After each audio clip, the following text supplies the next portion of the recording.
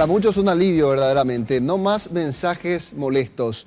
Los ciudadanos cuentan con una ley que les protege de las promociones de casas financieras y comerciales que envían sus estrategias de venta a través de mensajes de texto vía teléfono celular.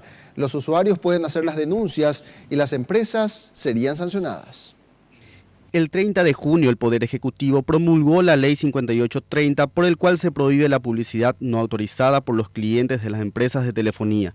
El espíritu de la ley se basa en la protección a los usuarios que a diario y de manera abusiva reciben en sus teléfonos celulares ofertas de créditos o de productos. Esta práctica común lesiona un artículo fundamental de la Ley de Defensa del Consumidor que tiene que ver con la dignidad.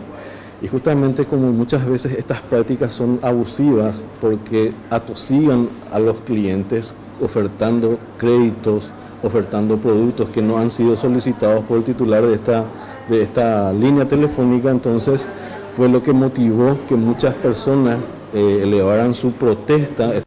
Las personas que no deseen más recibir estos mensajes deben acercarse hasta la Secretaría del Consumidor a registrar sus números telefónicos, con los documentos que confirmen su titularidad y la copia de su cédula de identidad.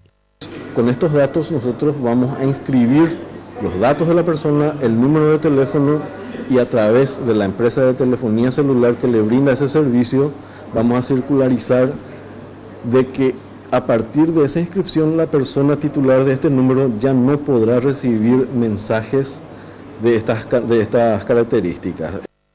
Las empresas que no cumplan con esta nueva normativa se exponen a una serie de multas.